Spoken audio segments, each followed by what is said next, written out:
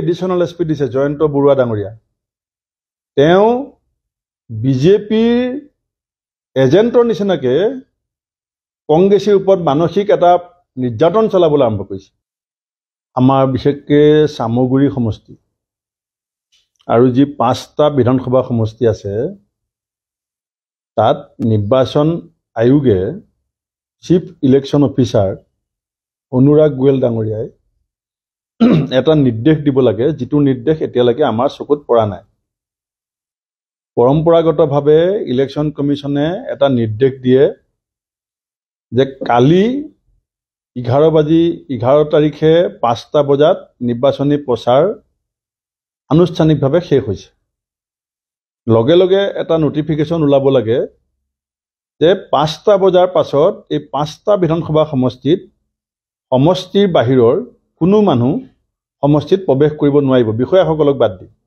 ইলেকশ্যনৰ লগত জড়িত কৰ্মচাৰীসকলক বাদ দি বিষয়াসকলক বাদ দি কোনো ৰাজনৈতিক নেতা সমষ্টি বাহিৰৰ পৰা এই 5টা সমষ্টিত যাব নোৱাৰে কিন্তু কালি ৰাতিও বহমপুৰৰ বিধায়কগৰাকীয়ে বিভিন্ন জায়গাত গৈ পেলাই দাবী ধমকি আৰম্ভ কৰিছে আজি ৰাতিপুৱাই মই অনুৰাগ গোৱেল ডাঙৰীয়াক কথা পাতিছিলোঁ এতিয়ালৈকে 3জন আমাৰ ল'ৰা বিনা কাৰণত গ্ৰেপ্তাৰ কৰিছে কালি যেতিয়া থানাত গৈ পেলাই সোধা হ'ল যে কাৰণটো কওক কিয় গ্ৰেপ্তাৰ কৰিছে তেতিয়া ক'লে একো নাই আমি আবেলি এৰি দিম এতিয়ালৈকে 3জনক বিনা কাৰণত গ্ৰেপ্তাৰ কৰি ৰাখিছে সামগ্ৰীত আৰু এৰি দিয়া নাই 6জনক বিচাৰি ফুৰিছে আমি পুলিচক কৈছিলোঁ কাৰণটো কওক কাৰণটো ক'ব নোৱাৰে কাৰণ জানিব বিচৰাটো আমাৰ অধিকাৰ কালিলে মোকো গ্ৰেপ্তাৰ কৰিব পাৰে কিন্তু কাৰণটো জানিব লাগিব সেইকাৰণে মই ৰাতিপুৱাই ডিজিপি ডাঙৰীয়াক ফোন কৰি কৈছোঁ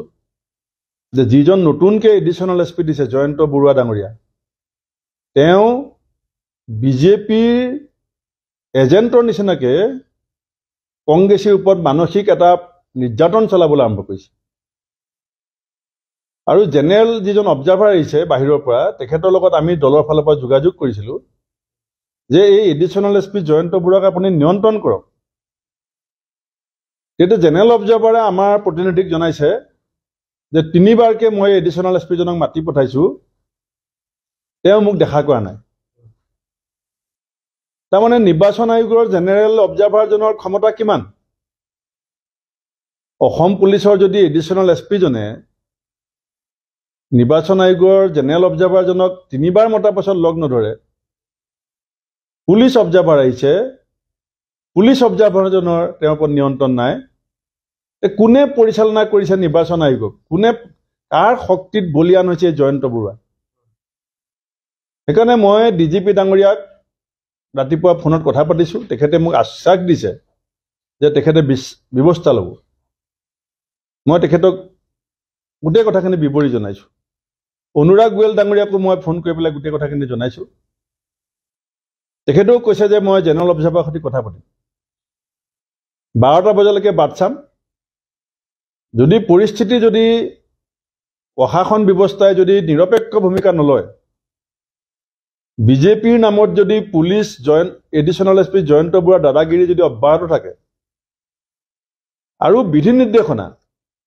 যেটো 11 তাৰিখে 5টা বজাৰ পাছত সমষ্টি বাহিৰৰ মানুহ কোনো এটা সমষ্টিত বঙাইগাঁও হওক সিডলি হওক বিহালী হওক ধলাই হওক সামগুৰি হওক এটো ইলেকশ্যন ৰুলছ এণ্ড প্ৰচিডিউৰত লিখা আছে কালি মোৰ কাৰণে ৰকিবুল হুছেইন ডাঙৰীয়াই আমনিত ভাত আয়োজন কৰিছিল 5টা বাজি যোৱাৰ কাৰণে মোৰ কাৰণে বাহি থোৱা ভাত মই গ্ৰহণ কৰা নাই কাৰণ মই জানো যে 5টা বজাৰ পাছত সামগ্ৰীত থকাটো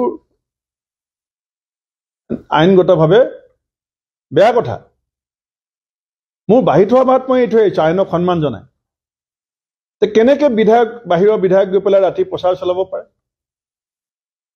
আৰু ইমান অসহিষ্ণু বিজেপি কি হৈছে মই হিমন্ত বিশ্ব শৰ্মা ডাঙৰীয়াকো আহ্বান জনাইছোঁ যে আপোনাৰ যিটো পদমৰ্যাদা তাক ভুল অন্ধিত হ'বলৈ নিদিব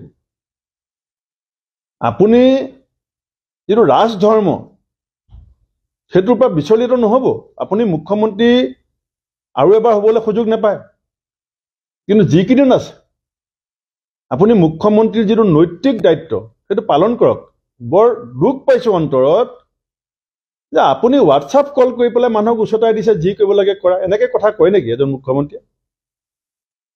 এগৰাকী মুখ্যমন্ত্ৰীয়ে এনেকৈ কয় নেকি ৰাইজক যে যি কৰিব লাগে কোৱা? হোৱাট ডাজ ইট মিন? আপুনিতো ভাৰতীয় সংবিধানখনৰ ধ্বজা উৰাই দিছে, গণতান্ত্ৰিক পৰম্পৰাটোৰ প্ৰতি আপুনি বুঢ়া আঙুলি দেখুৱাইছে।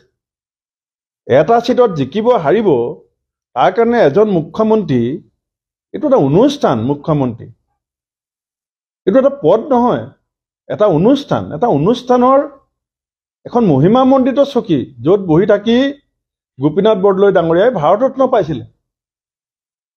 সেই চকীখনক আপুনি কিয় অসন্মান কৰিছে?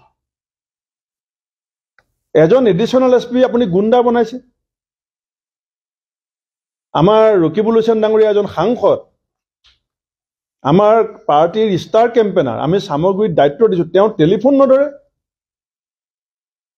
U may agree with Rokibul Hussain, you may disagree with Rokibul Hussain. দেশৰ ভিতৰত সৰ্বাধিক ভোটত জিকা এজন এমপিক যদি এজন বিষয়াই ফোনটো ব্লক কৰি দিয়ে, ফোনত কথা পাতিব নিবিচাৰে, তাৰমানে তেওঁলোক কি public servant? These officers R public servant. তেওঁলোকক কনষ্টিটিউশ্যনে পাব্লিক ছাৰ্ভেণ্ট বুলি কৈছে। আৰু ৰকিবুল হুছেইন ডাঙৰীয়া পাব্লিক ৰিপ্ৰেজেণ্টেটিভ। পুলিচ আৰু পাব্লিকৰ মাজত কোঅৰ্ডিনেশ্যন আৰু কোঅপাৰেশ্যন থাকিব লাগে নে নালাগে? পুলিচ বিজেপিৰ নে অসমৰ মানুহৰ? আৰু অসম পুলিচৰ দৰমহা বিজেপিয়ে দিছে নে অসমৰ ৰাইজৰ ৰেভিনিউ পইচাৰে দিছে? সেইকাৰণে এতিয়া 11টা বাজিছে, 12টা চাৰে 12টালৈকে চাম।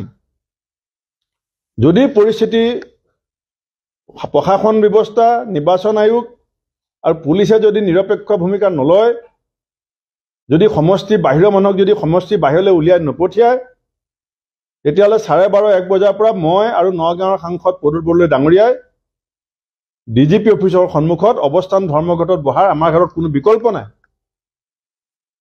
আমি ডিজিপি ডাঙৰীয়াৰ কথা পাতি মই ভাল পাইছোঁ। তেখেতে মোক কৈছে যে আমি শান্তিপূৰ্ণভাৱে হোৱাটো বিচাৰিছোঁ আৰু আমি শান্তিপূৰ্ণভাৱে হ'বলৈ কাম কৰিম। আমাকো আহ্বান জনাইছে যে আপোনালোকেও শান্তি শৃংখলা অটুট ৰাখক। আৰু মই কৈছোঁ যে আমাৰ যদি কোনোবা মানুহে কিবা অপৰাধ কৰিছে, যদি প্ৰমাণ আছে, তেওঁ শাস্তি হ'ব।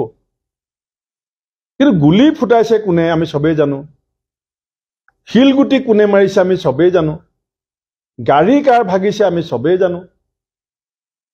গাড়ী ভঙা মানুহ গ্ৰেপ্তাৰ নহয়, শিলগুটি মৰা মানুহ গ্ৰেপ্তাৰ নহয়, নাক ভাঙিছে মানুহে গ্ৰেপ্তাৰ নহয়। আৰু আমাৰ 3জন মানুহক জেলত ভৰাই থৈছে, কাৰণ দিব নোৱাৰে। 6জনক বিচাৰি ফুৰিছে, কাৰণ দিব নোৱাৰে। মই দায়িত্ব লৈছোঁ, মোক কওক যে এই 6জনৰ এই 6টা অপৰাধ, মই তেওঁলোকক থানাত নি পেলাই সমজাই দিম। গতিকে আমাক ভয় খুৱাবলৈ চেষ্টা কৰিব নালাগে। 900তকৈ বেছি কংগ্ৰেছ কৰ্মী মানৱেন্দ্ৰ শৰ্মা ডাঙৰীয়া, ৰোহিতেশ্বৰ শইকীয়া ডাঙৰীয়াৰ পৰা আৰম্ভ কৰি গুলীয়াই মাৰিছিলে কংগ্ৰেছক। কংগ্ৰেছ শুই বহি থকা নাছিলে। গুপ্ত হত্যাৰ বিভীষিকাত মানুহ সন্ধ্যা 6টা বজাত অসমত দৰ্জা খিৰিকী মাৰি লাইট বন্ধ কৰি সোমাই পৰিছিলে। তেনেকুৱা সময়ত কংগ্ৰেছ শুই বহি থকা নাছিলে। আমি অপ্ৰীতিকৰ পৰিস্থিতি বিচৰা নাই, আমি বুলেটেৰে যুঁজিব বিচৰা নাই, আমি শিলগুটিৰে যুঁজিব বিচৰা নাই, আমি বেলটত যুঁজিব বিচাৰিছোঁ। 13 তাৰিখে ৰাতিপুৱাৰ পৰা আমি যুঁজিম বেলট বাকচত। কিন্তু তেওঁলোকে বুলেট লৈছে, শিলগুটি লৈছে, গাড়ী ভাঙিছে, শিলগুটি মাৰিছে, নাক ভাঙিছে, এজন মানুহ গ্ৰেপ্তাৰ হোৱা নাই। এই অসমৰ ৰাইজেও চাই আছে অসম পুলিচক। অসম পুলিচৰ যিটো সুনাম, এইটো কলংকিত হ'ব। অসম পুলিচৰ যিটো স্বাভিমান, আমাৰ অসম পুলিচৰ পৰা মানুহ গৈ অসম সাহিত্য সভাৰ সভাপতি হৈছে। অসম পুলিচৰ বহু বিষয়াক কলেজৰ ফ্ৰেছাৰ্ছত চিফ গেষ্ট মাতে, বিভিন্ন সভা সমিতিত বিশিষ্ট অতিথি মাতে অসমৰ ৰাইজে।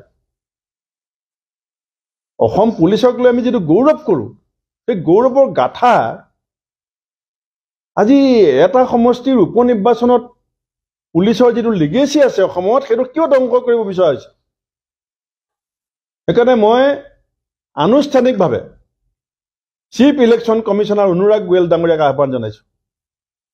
আনুষ্ঠানিকভাৱে অসমৰ আৰক্ষী সঞ্চালক প্ৰধান GP সিং ডাঙৰীয়াক আহ্বান জনাইছোঁ যে আপোনালোকে আইন শৃংখলা আপোনালোকৰ হাতলৈ আনক, বিজেপি হাতত এৰি নিদিব। আৰু দিল্লীত যিকোনো সময়ত চৰকাৰ পতন ঘটিব। অকল দুজন মানুহ, চন্দ্ৰবাবু নাইডু ডাঙৰীয়া আৰু নীতিশ কুমাৰ ডাঙৰীয়াৰ আঙুলি ঠাৰত মোদী ডাঙৰীয়াৰ চৰকাৰ চলি আছে।